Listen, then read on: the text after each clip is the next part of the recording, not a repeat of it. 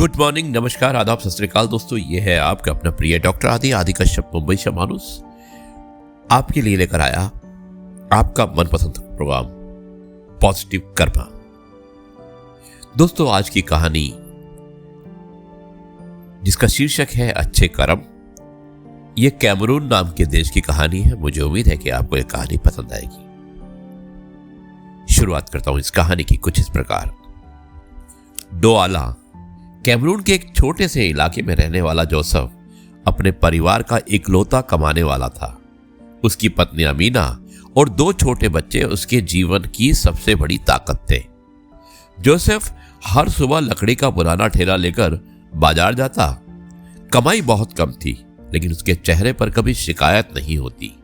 वो हमेशा बच्चों से कहता, गरीबी हमारी हालत हो सकती है, हमारी पहचान नहीं। एक दिन जोसेफ के छोटे बेटे सैम को गंभीर बुखार आ गया। डॉक्टर ने तुरंत इलाज के लिए पैसे मांगे। जोसेफ के पास इतने पैसे नहीं थे। उसने दोस्तों से मदद मांगी, लेकिन किसी ने हाथ नहीं बढ़ाया।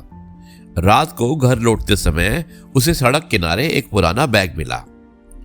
बैग खोलकर देखा तो उसमें बहुत सारे पैसे, पासपोर्ट और जरूरी कागज थे। अमीना ने कहा, शायद भगवान ने हमारी मदद भेजी है। जोसेफ कुछ देर चुप रहा, फिर बोला, अगर मैं किसी और के दर्द पर अपना घर बनाऊंगा तो यह घर कभी खुश नहीं रहेगा। अगले दिन वो बैग के कागजों के दिए पते पर पहुंच गया। वो एक बुजुर्ग महिला मार्था का घर था। मार्था रो रही थी। उन्होंने बताया कि वो पैसे अपने पोते की सर्जरी के लिए बैंक से निकाल कर ला रही थी। रास्ते में बैग खो गया। जोसेफ ने बिना एक पैसा छुए बैग लौटा दिया। मार्था की आंखों में आंसू आ गए। उन्होंने पूछा, तुम्हें इसकी सबसे ज्यादा जरूरत थी, फिर भी क्यों लौटाया? जोसेफ मुस्कुराया, मेरे बच्चों को पैसे से पहले ईमानदारी की विरासत चाहिए। मार्था ने कुछ और नहीं कहा, बस उसका हाथ पकड़ लिया।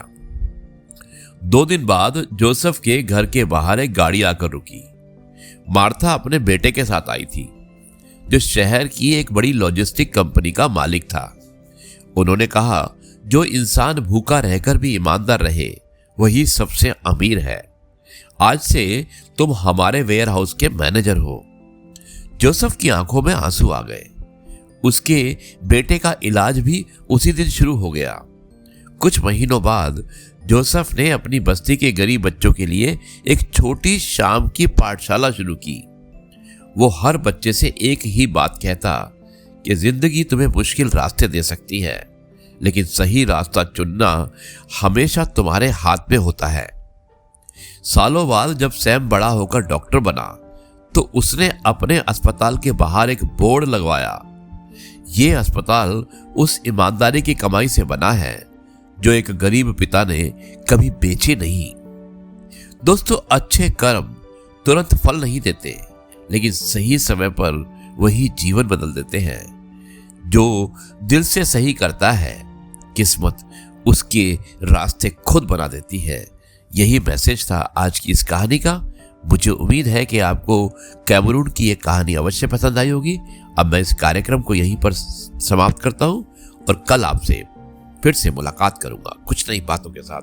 तब तक के लिए आपसे कहता हूं, जय गुरु जी, शुक्राना।